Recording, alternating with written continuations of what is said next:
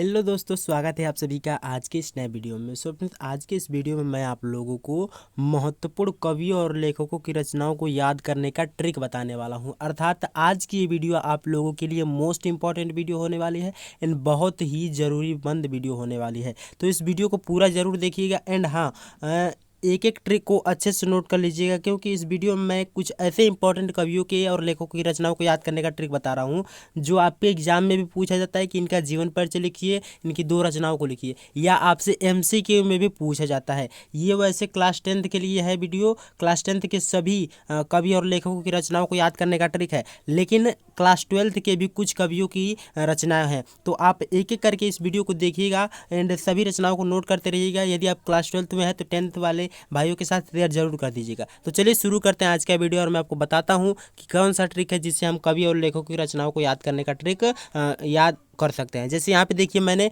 Important कवि और लेखकों को लिखा है, जैसे कि जयशंकर प्रसाद हैं जो क्लास 10th में भी है, क्लास 12th में भी हैं। एंड उसके बाद तुलसीदास हैं, सूरदास हैं, डॉक्टर राजेंद्र प्रसाद हैं, आचार्य रामचंद्र शुक्ल हैं, उसके साथ साथ महादेवी वर्मा है। तो आज के इस वीडियो में इन सभी की रचनाओं को याद करने का ट्रिक समझेंगे, इनकी कौन कौन सी रचना है ये भी समझेंगे। तो चलिए शुरू करते हैं आज का वीडियो और मैं आपको बताता हूँ एक एक ट्रिक को जो आपको याद करना है। देखिए, सबसे पहले हैं जयशंकर प्रसाद। अब इनकी रचनाओं को किस प्रकार से हम लोग याद कर सकते हैं उसका ट्रिक मैंने यहाँ पे लिखा है कि जयशंकर प्रसाद की प्रमुख रचना है। और ट्रिक क्या है?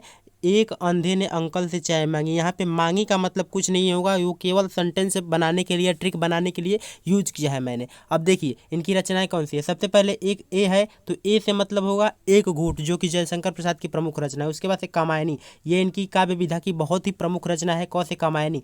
उसके बाद से अ से होगा आंसू, यहाँ पे अ है ना, अ से होगा आंसू। ध से होगा ध्रुव स्वामिनी, न से होगा जन्मेजय का नाग आगे। एंड उसके बाद से आप देखिए नीचे अ से होगा आंधी, आंधी भी इनकी प्रमुख रचनाएं हैं। फिर क से होगा कंकाल, ल से होगा लहर, स से होगा स्कंदगुप्त एंड च से होगा चंद्रगुप्त, जो इनकी नाटक विधा की प्रमुख रचनाएं हैं। ठीक है, तो ये था जयशंकर प्रसाद की सभी रचनाओं को याद करने का ट्रिक। ट्रिक क्या था?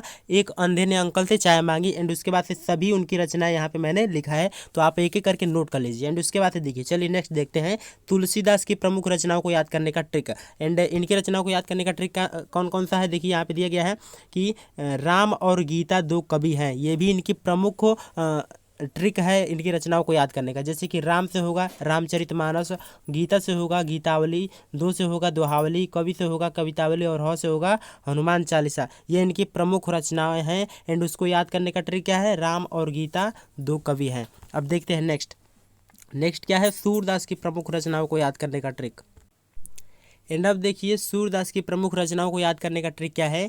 श्रीसुर महान साहित्य है। यहाँ पे जो श्री है, श्री का मतलब होगा श्रीमद् भागवत गीता, जो कि सूरदास की प्रमुख रचना है। एंड उसके बाद से सूर से होगा सूर सागर एंड सूर सरावली। यहाँ से महा का मतलब कुछ नहीं होगा, जो कि एक महाभारत है जो देवव्यास की रचना है, जो मैंने इसको गलती से इंक्लूड कर दिया था। एंड उसके बाद से शाही का होगा साहित्यिक लहरी, जो सूरदास की प्रमुख रचनाएं हैं। ठीक है, तो ये रहा सूरदास की प्रमुख रचनाओं को याद करने का ट्रिक एंड उनकी प्रमुख रचना है। अब देखते हैं नेक्स्ट कौन है? डॉक्टर राजेंद्र प्रसाद की प्रमुख रचनाओं को याद करने का ट्रिक है। ट्रिक क्या है? भाग मेरे बापू सिनेमा से। यहाँ पे ने का मतलब कुछ नहीं होगा। एंड उसके बाद से यहाँ पे जितना दिया गया है सब उनकी प्रमुख रचना है। जैसे भा से होगा भारतीय संस्कृति, ग से होगा गांधी जी की देन, उसके बाद से मेरे से होगा मेरी यूरोप यात्रा, बापू से होगा बापू के कदम में। एंड उसके बाद से सी से होगा संस्कृति का अध्ययन। एंड नेक्स्ट देखते हैं क्या चीज़ है? माँ से होगा मेरी आत्मकथा, माँ से मेरी आत्मकथा। एंड से होगा शिक्षा और संस्कृति। ये है डॉक्टर राजेंद्र प्रसाद की सभी रचनाओं को याद करने का ट्रिक। आप एक एक करके ट्रिक को नोट करिए एंड उनकी प्रमुख रचनाओं को लिखते रहिए। एंड नेक्स्ट देखते हैं आचार्य रामचंद्र शुक्ल की प्रमुख रचनाओं को याद करने का ट्रिक।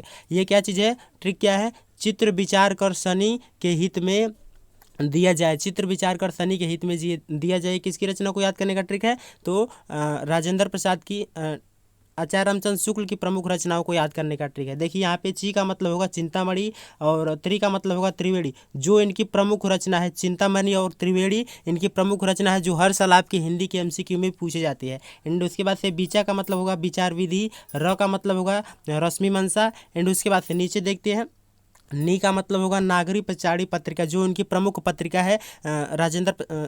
आचार्य रामचंद्र शुक्ल की प्रमुख पत्रिका कौन सी है? तो नागरिक प्रचारिणी पत्रिका इनकी प्रमुख पत्रिका है। देखिए उनके बाद से होगा हित का मतलब हिंदी साहित्य का इतिहास, आ का मतलब होगा आनंद कादम्बिनी। ये इनकी प्रमुख रचना है। इनकी रचनाओं को याद करने का ट्रिक क्या था? चित्र विचार कर शनि के हित में दिया जाए। जिसके नीचे मैंने अंडरलाइन किया है इसका मतलब कुछ नहीं होगा, वो केवल ट्रिक को पूरा करने के लिए ही यूज हुआ है। एंड उसके बाद से नीचे देखिए ये है महादेवी वर्मा। महादेवी वर्मा की प्रमुख रचनाएं कौन कौन सी है? एंड इनकी रचनाओं को याद करने का ट्रिक क्या है?